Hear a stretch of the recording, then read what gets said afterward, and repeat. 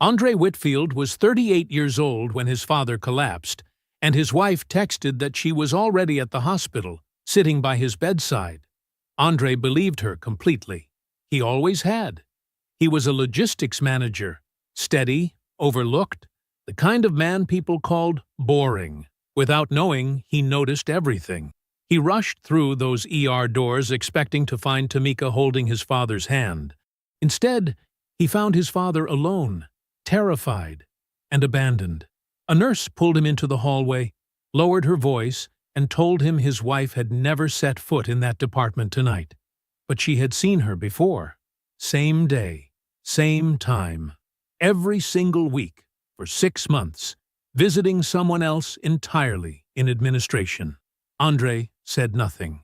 He simply listened, his face unreadable, while a single question began rewriting everything he thought he knew about his marriage. What he decided in that hallway would end careers, end marriages, and end a lie 9 years in the making. But for now, all he did was breathe and wait. Before we jump into the story, comment where in the world you are watching from and subscribe, because tomorrow's story is one you need to hear. The shipping manifest on Andre Whitfield's screen had a hole in it big enough to drive a truck through. Literally. Truck number 7714 was sitting in a yard in Memphis with 14 pallets of refrigerated medical supplies that were supposed to be in Charlotte by 6 the next morning. The driver had logged a mechanical failure at 11:42 a.m. It was now 2:17 p.m. Nobody on the afternoon shift had flagged it. Nobody had rerouted. Nobody had called the client. Nobody, except Andre. Deja. He didn't raise his voice. He never did. His logistics coordinator looked up from across the open floor.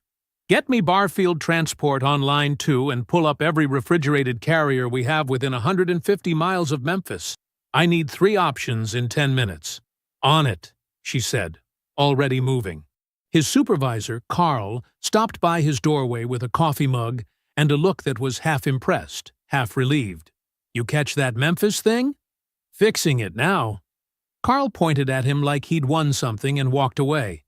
That was Andre's world. Quiet problems, quiet solutions. He moved through crises the way water moves around a rock. Steady, unhurried, finding the path forward without making a scene. His team respected him for it. His bosses relied on him for it. He had been doing this for 11 years.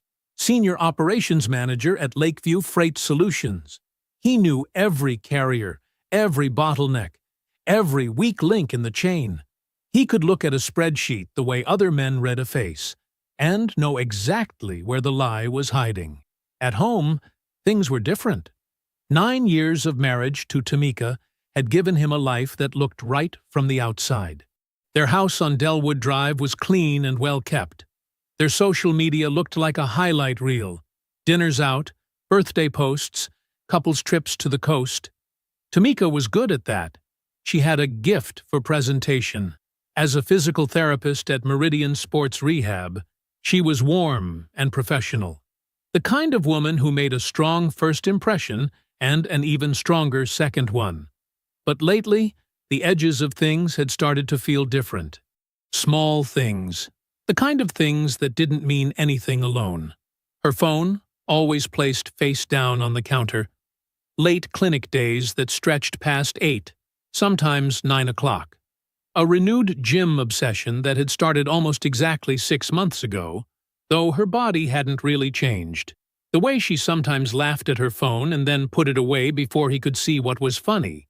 The distance, not dramatic, not cruel, just a slow pulling back, like a tide going out so gradually you don't notice until you're standing on dry sand. Andre noticed. He just hadn't done anything with it yet. He was still deciding what it meant. His cell phone buzzed against the desk at 3:44 p.m. He glanced down, expecting Deja with the Memphis update. The name on the screen was Marcus, Pop's neighbor, a retired teacher who lived 2 houses down, and checked in on Walter Whitfield more than Walter would ever admit he appreciated. Andre picked up. "Marcus." "Andre?" The man's voice was tight. Too tight. Your daddy collapsed in the backyard. I called 911. They're on their way, son. You need to come. The words hit him like cold water. Is he conscious? He was. He went down grabbing his chest.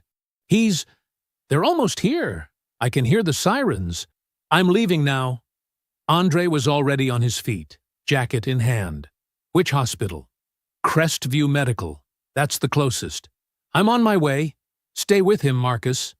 He ended the call and texted Tamika without breaking stride, typing fast as he moved through the office toward the exit. Pop collapsed. Ambulance taking him to Crestview Medical ER. Heading there now. He stopped at Deja's desk for exactly 4 seconds. Family emergency. The Memphis situation. Barfield Transport. Ask for Lewis.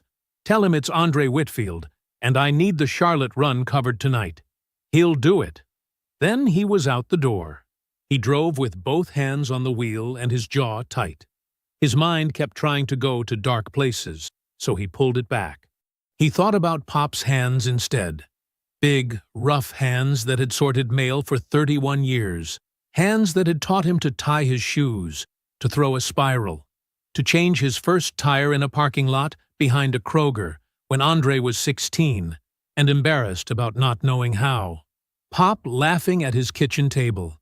Pop burning the bottoms of pancakes every single Sunday and refusing to admit it. Pop at his wedding, in a suit that was slightly too short at the ankles, looking prouder than Andre had ever seen him look. He's fine, Andre told himself. He's tough. He's going to be fine. His phone lit up on the passenger seat. One new message. Tamika. He read it at a red light. OMG, I'm already here with him. They just took him back. Baby, hurry. He's okay. They're looking at him. Come to the ER entrance, I'll be right outside. Andre exhaled for the first time since Marcus called. She was already there. Of course she was. He pressed the accelerator and followed the signs toward Crestview Medical, the hospital's pale concrete tower rising above the tree line ahead of him, its red emergency sign glowing against the gray afternoon sky. He pulled into the ER entrance, put the car in park, and stepped out onto the pavement, phone in hand, eyes scanning the sliding glass doors for his wife. The sliding glass doors opened with a rush of cold, antiseptic air. Andre stepped inside and went straight to the front desk. A young man in scrubs looked up from his computer. My father was just brought in by ambulance. Walter Whitfield. The young man typed something. He's in triage bay 4. Down the hall. Turn left. Third curtain. Andre was already moving. The ER was loud in that particular way. Hospitals are loud. Not chaotic, just relentlessly busy. Monitors beeping. Wheels rolling over linoleum. A woman crying softly somewhere behind a curtain. Andre moved past all of it, his eyes ahead, his mind locked on one thing. Tamika said she'd be outside. She wasn't outside. He'd looked. He figured she'd stepped back in. He turned left at the end of the hall, found the third curtain, pulled it back. Pop was alone. He was lying on a narrow bed in a thin hospital gown, an oxygen sensor clipped to his finger, a blood pressure cuff on his left arm. His eyes were open, and when he saw Andre, something in his face loosened, like a knot coming undone. "Boy," Pop said, and his voice was rough and small in a way Andre had never heard before. Andre crossed the room in 2 steps and took his father's hand. It was cold. "I'm here, Pop. I got you. They keep poking at me." Pop looked down at the IV line running into his arm. "I don't like all this poking. They're helping you." Andre looked him over, the pale gray tint to his brown skin, the careful way he was breathing. "How do you feel?" "Like I fell in the backyard."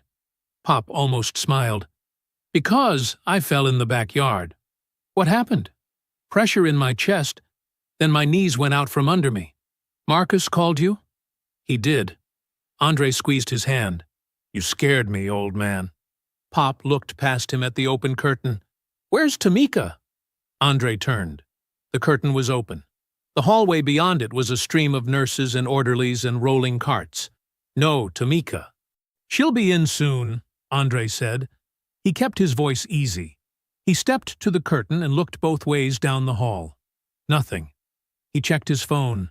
No new texts since her first one. He typed fast. I'm with Pop in Triage Bay 4. Where are you? He watched the screen for a moment. Nothing came back. He stepped out into the hallway and stopped the first nurse he saw, a young woman with a clipboard. Excuse me. My wife was here when my father came in. Tamika Whitfield. Has anyone seen her? The woman shook her head. I just came on. You could check at the desk. He went back to the front desk. Different person now. An older woman with reading glasses. My wife said she was here when my father came in. Walter Whitfield. Triage Bay 4. Tamika Whitfield. Has anyone logged her as a visitor? Or, let me check, she typed. Squinted at the screen. I don't see any visitor sign in under that name tonight. Andre stood still for a moment. Okay, he said. Thank you. He turned back toward Pop's Bay. He was 3 steps down the hall when a voice stopped him. Mr. Whitfield. He turned. The woman was in her mid-40s, broad-shouldered, wearing blue scrubs with a triage badge clipped to the collar. Nurse Patrice Odom. She had the face of someone who'd seen enough hospital drama to know when something mattered, and when it didn't. And right now, her expression said, this mattered. I overheard you asking about your wife, she said, keeping her voice low. Do you know where she is? Patrice glanced once down the hall, then back at him. Can you come with me for just a second? She led him a few feet away from the main corridor, to a small alcove beside a supply closet. She folded her arms, not unkindly, and looked at him with something between discomfort and resolve. Your wife wasn't with your father tonight, she said. I was the charge nurse on intake when he came in. He came in alone with the paramedics. I haven't seen her in this department at all this evening. Andre opened his mouth. Nothing came out. I recognize the name Tamika Whitfield, Patrice continued carefully, because I've seen her here before. Not in the ER. She comes in through the main entrance, same day every week. Thursdays. Has been for about 6 months now, as far as I've noticed. She paused. She visits someone in administration. The hall sounds continued around him. Wheels, monitors, distant voices. None of it reached him. He was aware of his own breathing. In, out. The faint hum of the fluorescent lights above them. Same day, every week, 6 months. Administration. I see, Andre said. His voice came out calm. He had no idea how. Patrice watched him for a moment like she wanted to say something else, then decided against it. She gave him a small, sorry nod and walked back toward the nursing station. Andre stood in the alcove. The wall was cool against his shoulder. He hadn't realized he'd leaned into it. He stood there for 10 seconds, maybe 15. Long enough to let the thing land, to feel the full weight of it pressed down on his chest, and then, slowly, to breathe through it. He had to go back in there. Pop was alone and scared, and Pop could not see his face looking the way it felt right now. Andre straightened up. He rolled his shoulders back. He arranged his expression the way you arrange a room before company comes. Everything in its place. Nothing out of order. Nothing that didn't belong. Then he walked back down the hall, pulled the curtain aside, and stepped into his father's room. Pop's heart was still his own. That was what the cardiologist said around 9 o'clock, after the second round of tests came back. Mild cardiac event, the doctor explained. A thin man with wire-rimmed glasses who spoke in measured, unhurried sentences. Not a full heart attack. We want to keep him overnight for observation and run a stress test in the morning. But his numbers are stabilizing. Andre shook the man's hand and thanked him. Pop, propped up on 2 pillows with an oxygen tube now looped under his nose, watched the whole exchange with sharp, tired eyes. Mild, Pop repeated after the doctor left. Like it was a mild inconvenience. You're alive, Andre said. That's what matters. He pulled a chair close to the bed and sat down. He didn't check his phone. He didn't look at the door. He just sat with his father the way Pop had once sat with him in a hospital waiting room when Andre was 11 and had broken his arm falling off a fence. Quiet, steady, right there. Outside the curtain, the ER kept moving. Shifts changed. Voices rose and fell. Inside Andre's head, Patrice Odom's words played on a loop he couldn't switch off. Same day, every week, 6 months. Administration. He let Pop talk. About the backyard. About the neighbor's dog that had startled him. About the paramedic who had very cold hands. Andre listened and nodded and responded at the right moments. And all the while the other part of his brain, the part that built shipping timelines and caught errors in freight manifests before they became disasters, was quietly running numbers. 6 months of Thursdays. He counted backward without meaning to. Tamika arrived at 11:43. He heard her heels first, clicking down the linoleum hall with that particular rhythm he knew without thinking about it.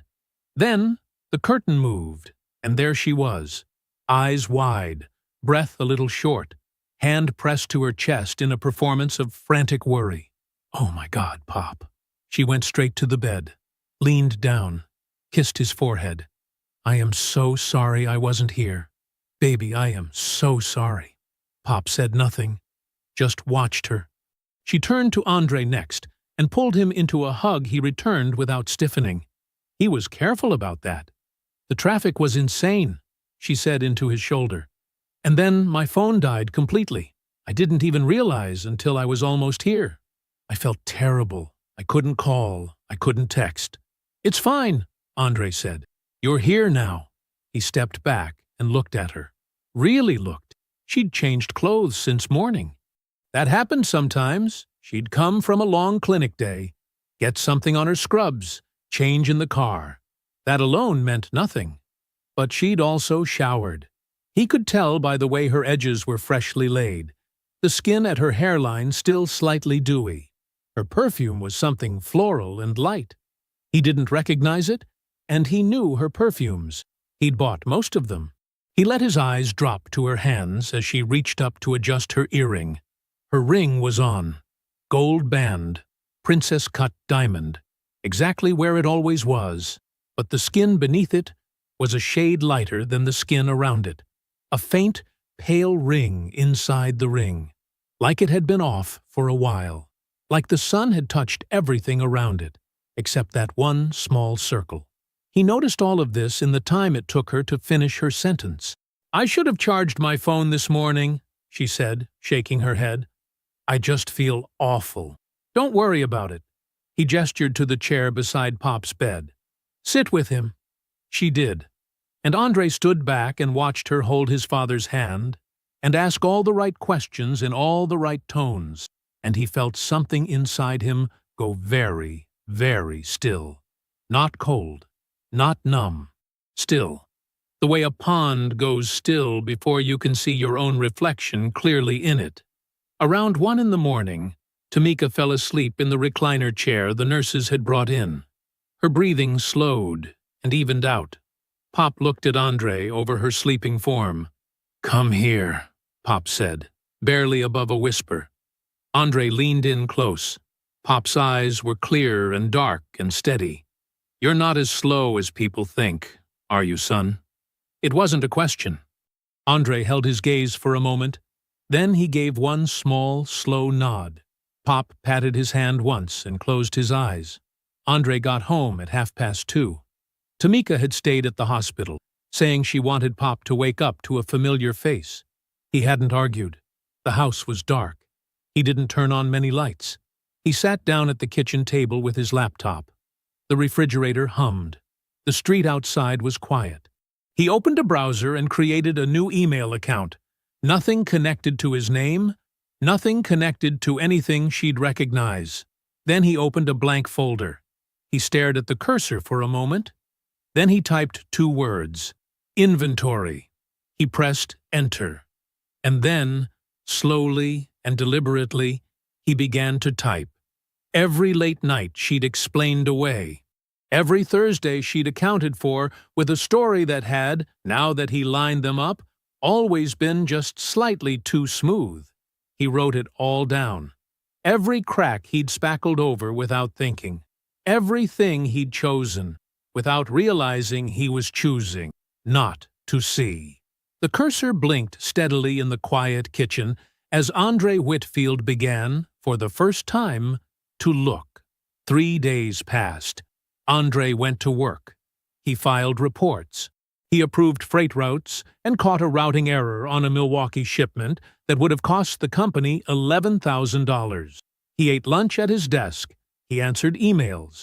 He came home, ate whatever Tamika had cooked or picked up, and talked with her about nothing important. He was very good at normal. He had always been good at normal. But at night, after she fell asleep, he sat at the kitchen table with his laptop and he worked. It started with the credit card statements. They had one joint account, a rewards card they'd opened 6 years ago for travel points. Tamika used it for groceries, gas, the occasional dinner out. Andre paid the full balance every month, which meant he'd never had reason to read the statements closely.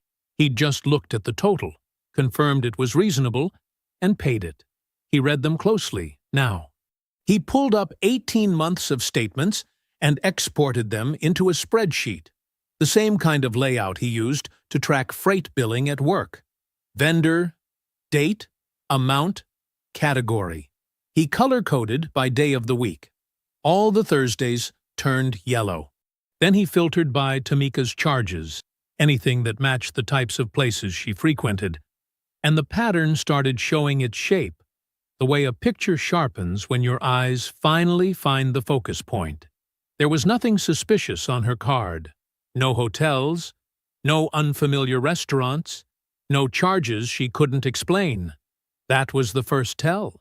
A woman who used a joint card for everything suddenly had 0 Thursday charges for 6 straight months, like she'd switched to something else entirely on that one specific day of the week. He went looking for what she'd switched to. The gym check-in app was her idea 2 years ago, a fitness tracker she'd put on both their phones so they could keep each other accountable. Andre used it exactly once and forgot about it. Tamika posted her check-ins religiously, the little blue tick marks that logged time in and time out. He pulled her check-in history. Tamika claimed she went to the gym on Thursdays. He'd heard her say it. "I hit the gym Thursday afternoons. You know that." On 6 consecutive Thursdays over the past 6 months, her check-in log showed she'd entered the gym at 5:23, 5:15, 5:31, times that were, every single time, slightly different. Organic looking. The kind of variation a person would create if they were thinking about it. But checkout? The same. Always 6:04 or 6:05. Never longer. 40-some minutes, every time, like a machine. No one worked out for exactly 40 minutes, 6 weeks in a row by accident. People who actually went to the gym lost track of time. They stayed too long or left early. They skipped a week and doubled up the next. 40 minutes every Thursday for 6 months. Clean, mechanical, fake. He thought about what Nurse Odom had said. Same time, same day, every week, for months. He pulled up the clinic's scheduling portal next. Tamika had shared the login with him 2 years ago for insurance purposes. He'd never had a reason to use it until now. Her schedule was still there, fully visible. He found her Thursday shifts. She was scheduled to end at 3:30 every Thursday. He'd always thought it was a late day. She'd always said it was a late day. Thursdays are rough. We're slammed until at least 6. Scheduled end time, 3:30. Every single week. He sat back in his chair and stared at the screen. She'd been done by 3:30, telling him 6 or later. Then checking into a gym for 40 minutes around 5 to manufacture an alibi, which left a clean window from roughly 4 to 5, maybe longer on the days she skipped the gym charade. A window you could do a lot with if you had somewhere to be. He went looking for the hotel on a Thursday morning. On his lunch break, using a search he ran from his work computer through a private browser. It didn't take long. The downtown area near Crestview Medical had 4 hotels. He cross-referenced corporate card hotel billing patterns the same way he cross-referenced freight vendor rates. One hotel came up repeatedly in the kind of financial forums and corporate travel discussions his industry used, a mid-rise called the Alderton Suites, full weekly corporate rates, discreet, business class. He drove there after work. He sat in his car across the street and looked up at it, the Alderton Suites, 14 stories, dark glass, a revolving door at the entrance with 2 potted trees on either side, clipped and neat. The kind of place that looked expensive without trying to look expensive. He took a photo of the entrance on his phone, noted the address, wrote it into the folder on his encrypted drive, Alderton Suites, 114 Commerce Drive, downtown, 6-month Thursday pattern, corporate prepay, not her card. He sat there for another minute, just looking at the building. Then he put the car in drive and headed home. Tamika was in the kitchen when he walked in, humming to something playing through her earbuds, stirring a pot of something that smelled like garlic and onions. She pulled an earbud out and smiled at him. "Hey, you're late." "Traffic," he said. He hung up his keys, washed his hands, and sat down at the table to wait for dinner. The call took him 4 minutes to prepare for. Andre sat in his car in the Crestview Medical Visitor parking lot on a Tuesday morning, reviewing the notes he'd typed into his phone the night before. Talking points. A vendor contact name he'd pulled from a public procurement filing. The name of a freight software platform his company actually used, one that had a legitimate contract with several regional hospitals in the state. He wasn't going to lie. Not exactly. He was going to let the truth do most of the work and only fill in the gaps. He straightened his tie in the rearview mirror, picked up his work bag, and went inside. The administrative wing of Crestview Medical was on the 2nd floor, past a set of frosted glass doors that opened with a badge swipe. Or, if you looked like you belonged, a polite wave from the security desk when you said the right things. Andre Whitfield, Senior Operations Manager at Meridian Freight Solutions. I have a standing vendor relationship with your supply and logistics procurement team, and I'm in the area doing routine site audits. I'm hoping to verify a few invoice line items with someone in administration.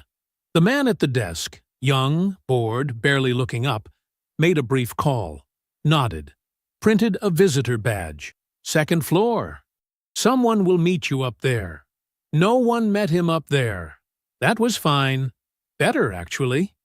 He stood for a moment in the 2nd floor lobby, which had the quiet, carpeted feel of an insurance office, framed mission statements on the walls, a reception desk with a woman who was deeply involved in whatever was on her computer screen, a printed staff directory mounted behind acrylic on the wall beside the elevator, the kind hospitals kept up for visitors who needed to find a department head.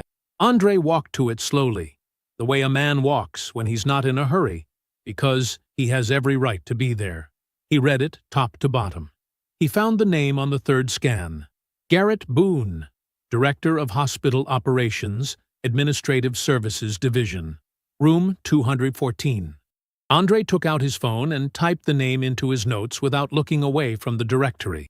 Then he walked to the reception desk and introduced himself again, mentioned the procurement connection, and asked if he could use one of the guest terminals to pull up some invoice documentation for cross-reference.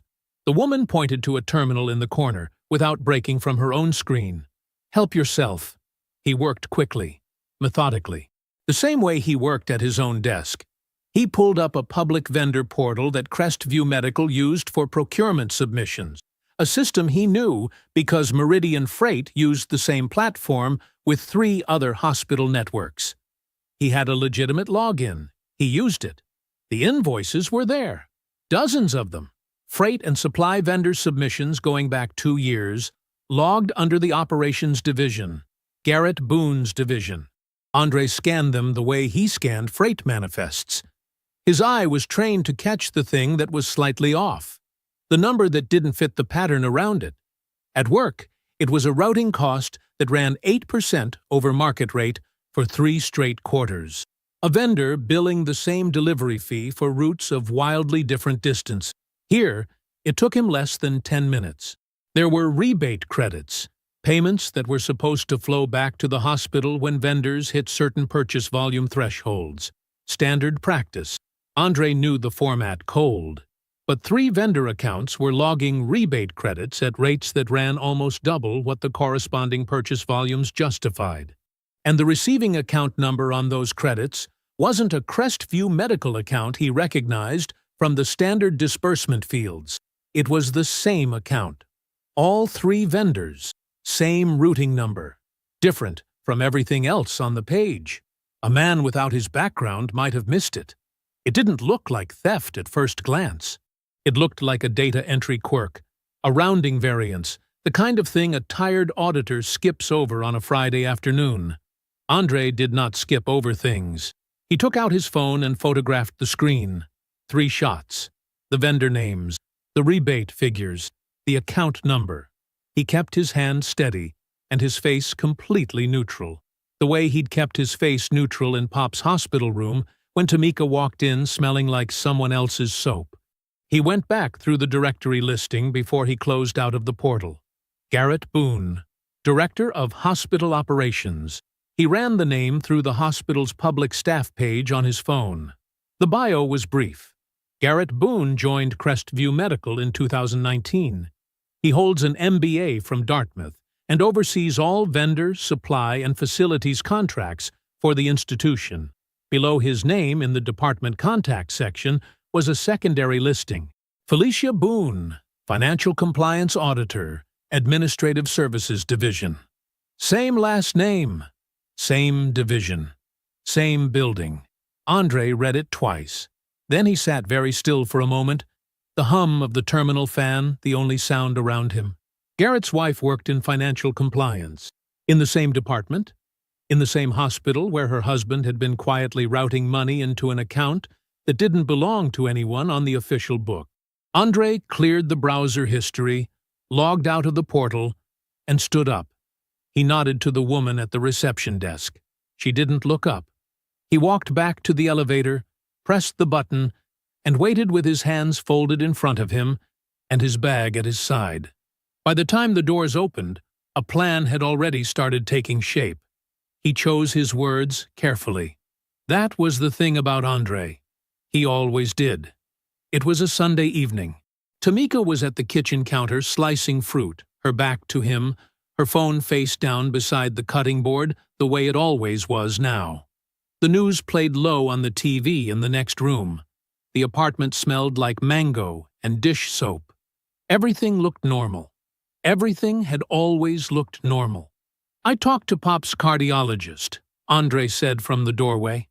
They want to do his follow-up at Mercy Regional instead of Crestview. Something about their cardiac imaging equipment being newer. I'm going to take him Thursday afternoon. Tamika kept slicing. 1 beat. 2. Thursday? She said. Yeah, around 2. She turned around, and there it was. Just a flash, the way light catches a window and disappears. A small, involuntary softening around her eyes. Relief she hadn't meant to show. Okay, she said, nodding. Good. That makes sense. Mercy's supposed to have a really good cardiology unit. That's what I heard. She set the knife down and picked up her phone. Actually, that works out. I was looking at the clinic schedule, and I have some flexibility that afternoon. She said it casually, the way people say things they've been waiting to say. Maybe I'll get a workout in, or run some errands. Sure, Andre said. He walked to the refrigerator and poured himself a glass of water. He kept his eyes on the glass. She went back to slicing fruit. Neither of them said anything else for a while. He called Patrice Odom on Wednesday from his car, parked in a lot 2 blocks from the freight company. Engine off. He had her number from the follow-up discharge paperwork Crestview had sent after Pop's stay. He'd saved it without knowing why. Maybe he'd known.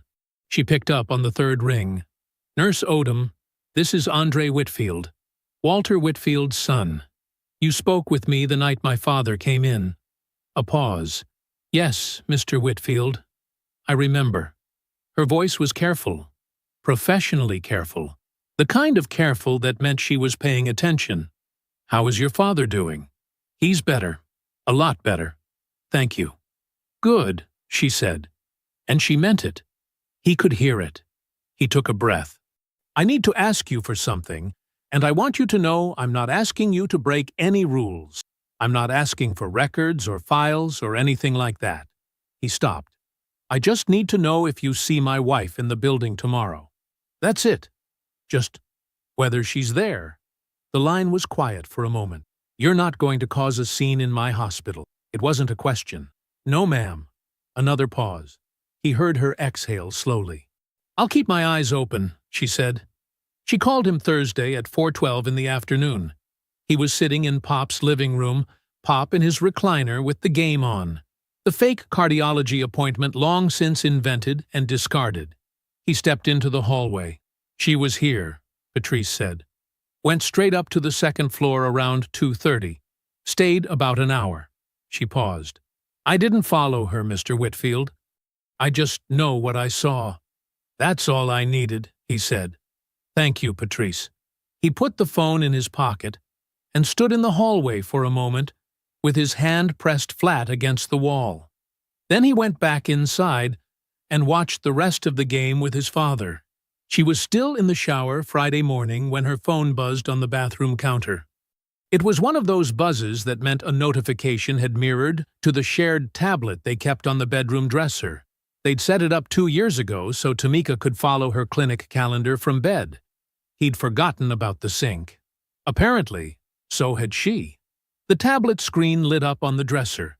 He saw it from the doorway. He crossed the room in 5 steps. The preview showed a partial text in a thread labeled with only an initial. G. The message had been sent from Tamika's phone to that contact, not received, but the sync had caught it on the way out. Just confirmed Thursday the 14th with Donna. She said the listing can go up as soon as we're ready. I told her probably 90 days.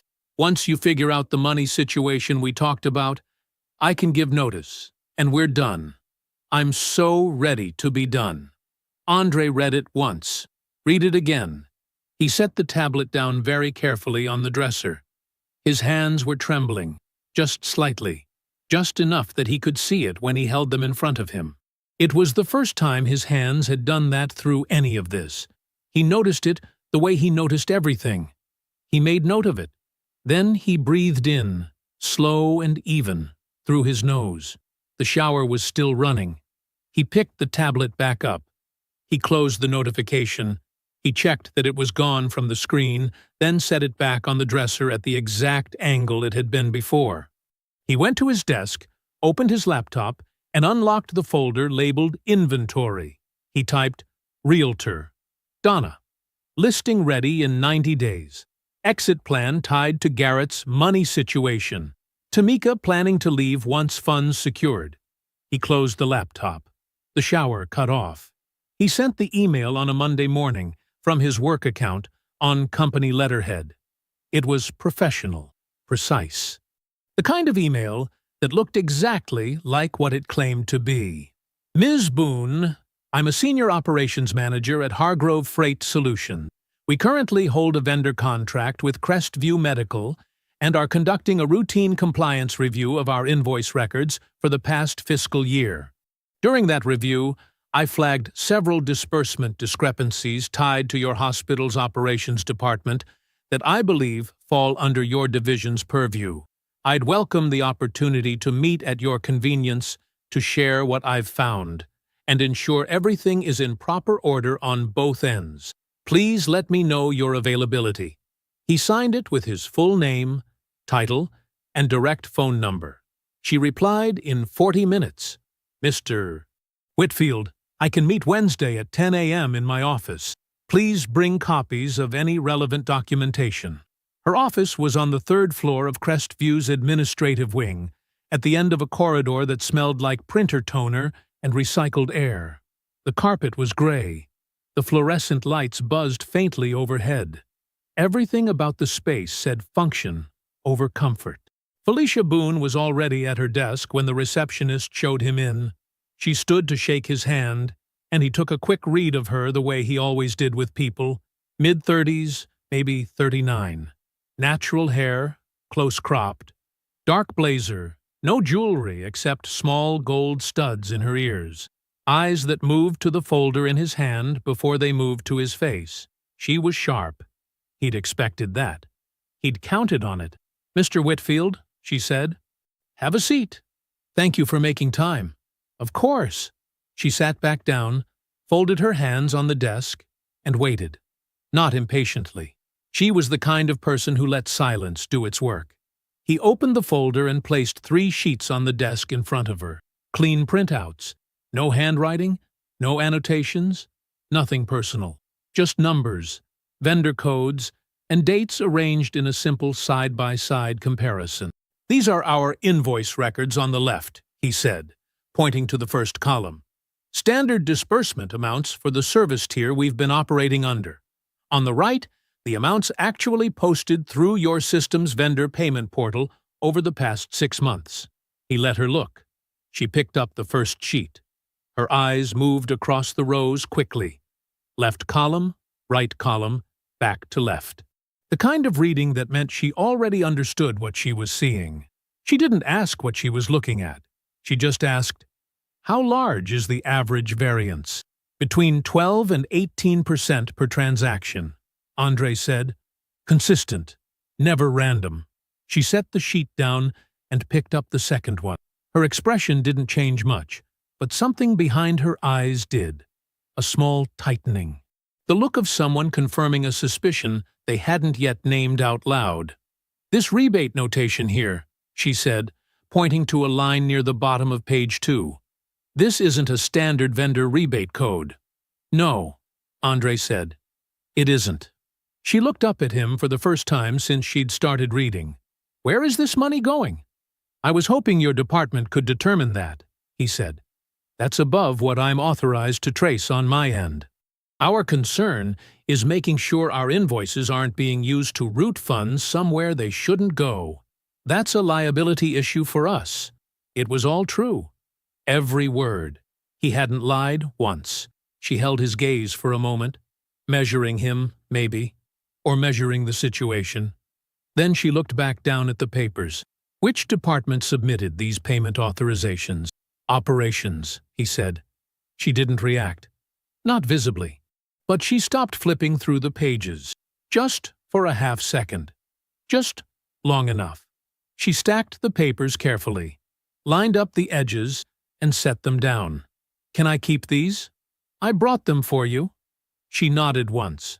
"I appreciate you bringing this to my attention directly, rather than going through the billing department." Her voice was even, professional and precise. "I'll look into it personally." "I appreciate your time," Andre said. He stood. She stood. They shook hands again. Her grip was firm. Her eyes were already somewhere else, somewhere behind his shoulder, or maybe just somewhere inside her own head, pulling at a thread she'd been meaning to pull for a long time. He walked back down the gray corridor, past the buzzing lights, and out through the lobby into the afternoon air. He spread the file across Pop's kitchen table that night. All of it.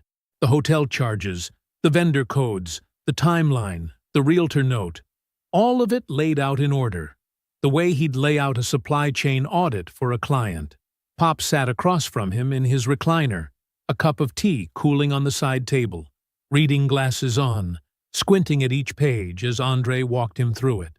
When Andre finished, Pop was quiet for a moment. Then he said, "And this woman, Felicia, she's going to find it?" "She already suspects something," Andre said. "I just gave her a reason to look." Pop nodded slowly. He took his glasses off and rubbed the bridge of his nose. "I want to be there," he said. "When it happens. When all of it comes out." He looked at Andre straight. "I almost died not knowing my son was being played for a fool. I've earned the right to be in the room." Andre looked at his father for a long moment. "Okay, Pop," he said. The email came on Friday morning, 4 days after their meeting. It was short, businesslike, exactly what he would have expected from her. "Mr. Whitfield, thank you again for bringing those discrepancies to my attention. I've completed a preliminary internal review and have found sufficient cause to schedule a formal compliance meeting with hospital leadership. That meeting has been set for Thursday evening at 6 p.m. I wanted to keep you informed as the originating vendor contact." F. Boone Andre read it twice. Then he set his phone face down on his desk, leaned back in his chair, and let out a slow breath through his nose. Thursday evening. He almost smiled. He pulled up his calendar. The hotel charges, every one of them, landed on Thursdays. Patrice had confirmed the visits on Thursdays. The misdirected text, the realtor, the exit plan, all of it built around the same day of the week, the same routine, the same assumption that Thursdays were safe. Garrett Boone would be sitting across a table from his wife and hospital leadership at 6 p.m. on Thursday, watching 6 months of carefully hidden financial maneuvering get laid out in front of him. And Tamika, if Andre played the next few days right, would be walking into that hotel suite at the exact same time, expecting an empty afternoon and a man who wasn't coming. He picked his phone back up and texted Tamika, "Hey, called Pop's cardiologist this morning. They had a cancellation, moved his follow-up to Thursday evening. I'll be tied up most of the night." Her reply came 9 minutes later. "Oh, okay. Hope it goes well. I might just use the time to catch up on some things at the clinic." He read that and set the phone down again. Some things at the clinic.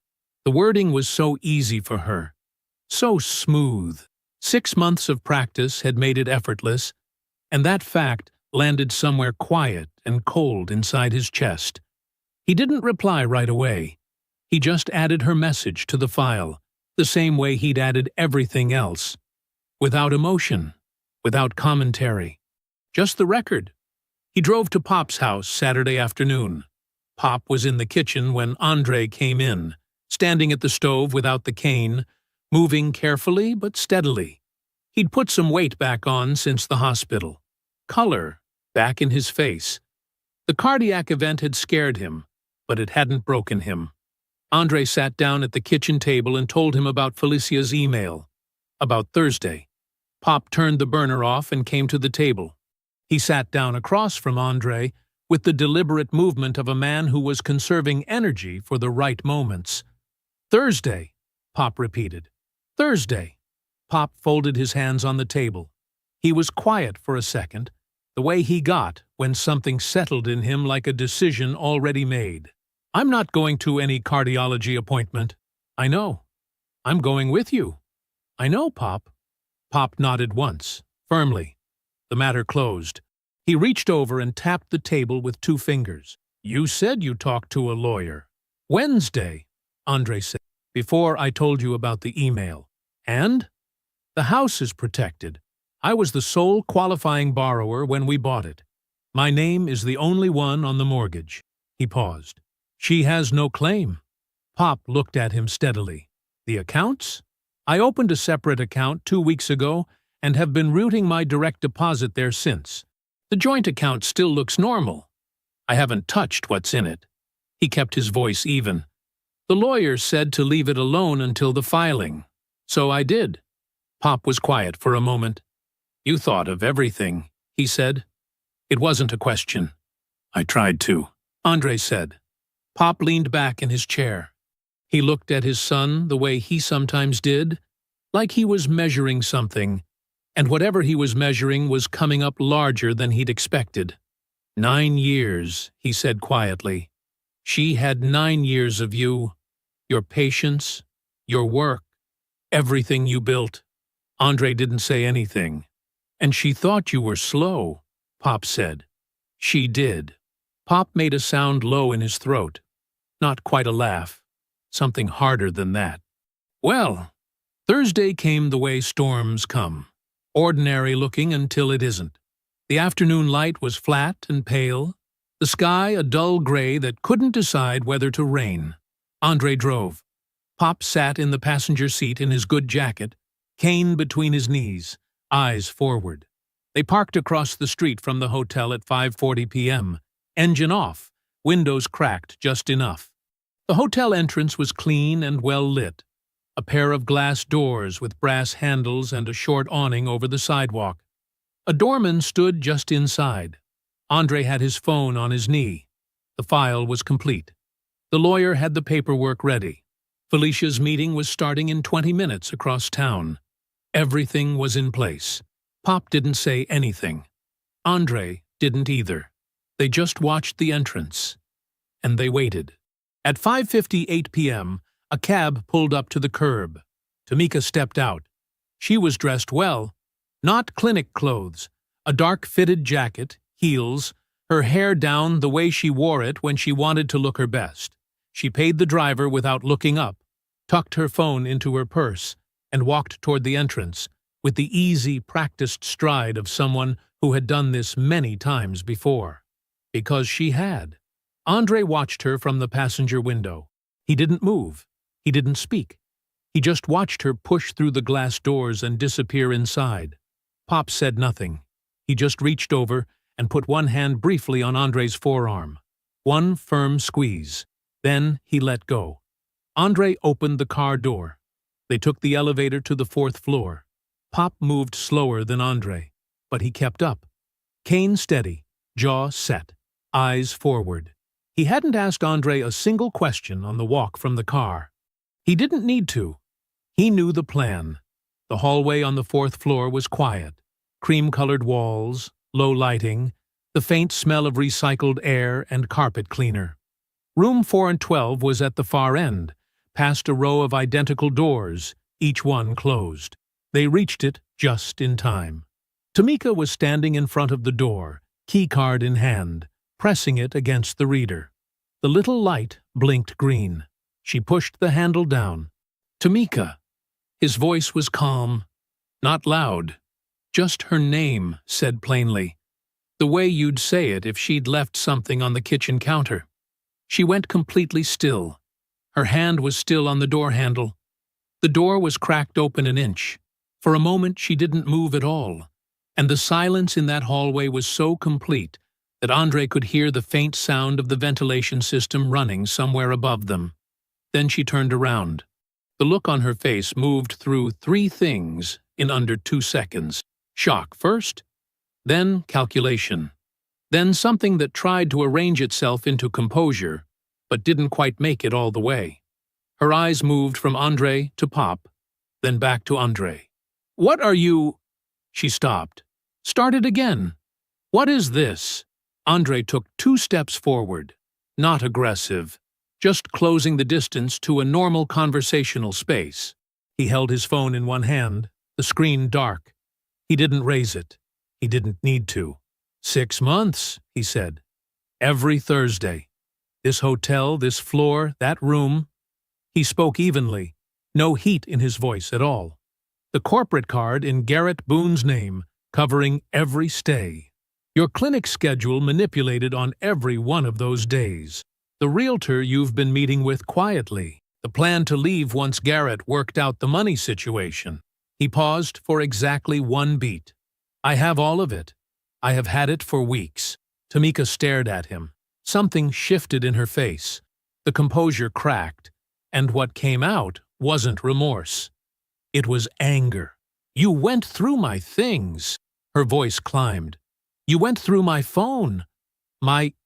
You've been spying on me? Andre, that is crazy. That is controlling and paranoid, and I cannot believe. The marriage is over, he said. Just like that. 4 words, level and quiet, dropped into the middle of her sentence like a stone into still water. She blinked. I'm not here to argue, he continued. I'm not here to be talked out of what I already know. I'm here because I wanted to look you in the eye when I told you it's done.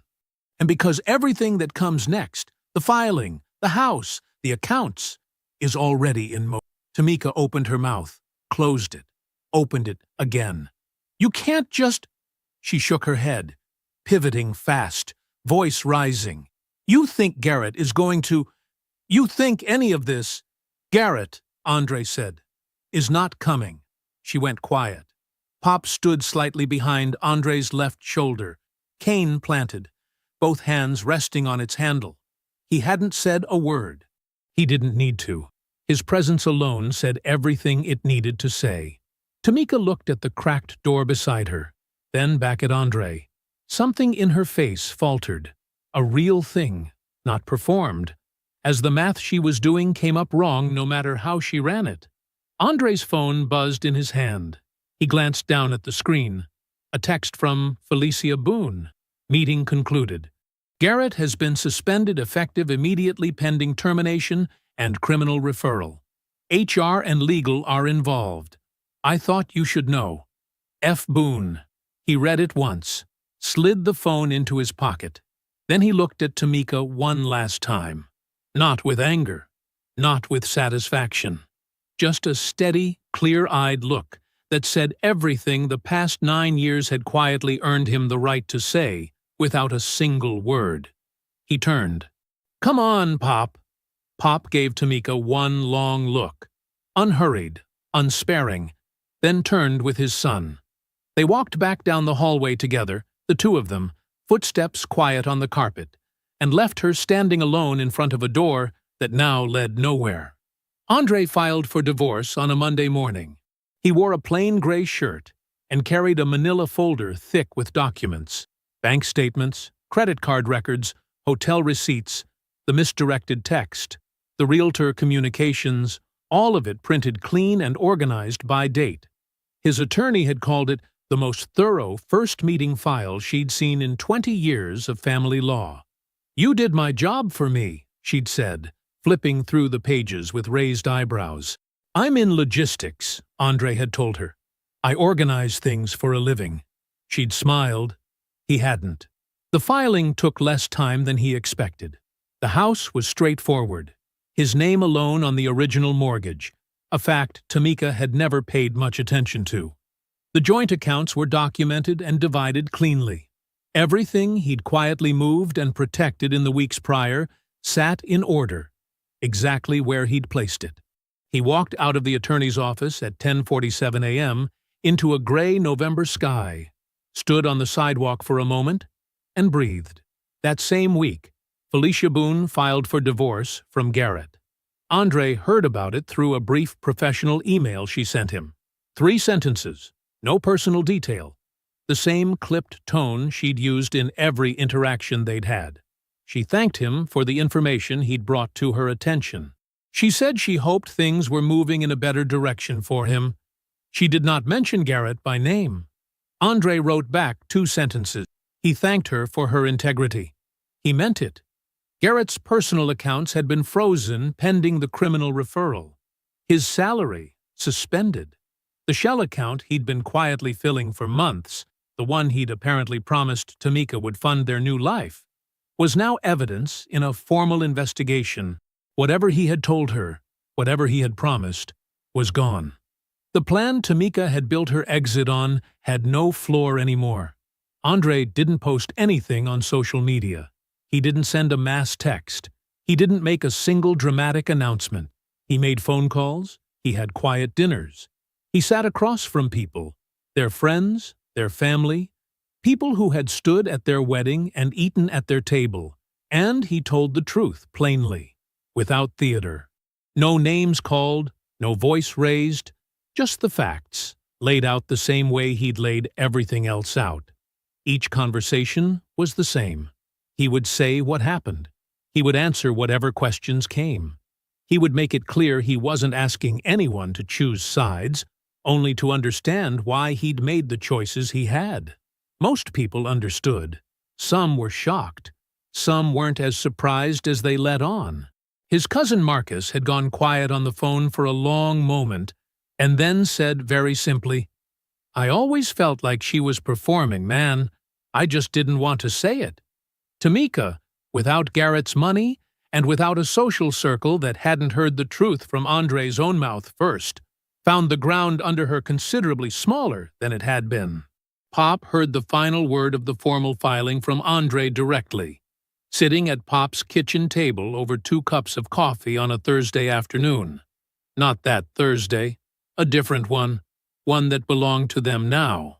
Andre told him it was done. Signed. Filed. Moving through the court. Pop wrapped both hands around his mug and nodded slowly. He looked out the kitchen window at the yard for a moment, the bare tree in the corner, the old bird feeder he kept meaning to refill. Then he turned back to Andre with an expression that wasn't quite a smile, but was something close to settled. Something that had been waiting a long time to sit down. "I told you something was wrong with that smile of hers," he said. "Day one, I told you. A smile that practiced doesn't come from a happy place. It comes from a hiding place." He tapped the table once with one finger. "Cardiac event saved your life twice that night, son." Andre looked at his father. This man, who had squeezed his arm in a hotel parking lot without a single word and said everything, who had stood in a hallway on a bad carpet with his cane planted and his jaw set, and refused to miss the moment. He didn't say anything back. He didn't need to. He just picked up his coffee and drank. 18 months later, Andre walked out the front entrance of Crestview Medical Center into a bright Saturday morning in spring. Pop walked beside him. No cane anymore. The cardiologist had cleared him fully 2 months back, moving at a pace that suggested he was making a point of it. His annual follow-up had come back clean. Every number in the right range. The doctor had used the word excellent twice. Pop had told her she had good taste. Andre held the door for him. They walked out together into the sunlight, down the low concrete steps, past the ambulance bay where it had all started, past the bench near the parking lot, where Andre had once sat in the dark trying to hold himself together. He didn't look at any of it with dread anymore. It was just a building, glass and concrete and sliding doors. The sky above it was wide open, and the morning was clear, and the two of them walked toward the car without looking back. I hope you enjoyed that one. Be sure to like the video and subscribe so you don't miss the next story. I've picked out 2 more for you that I think you'll really like.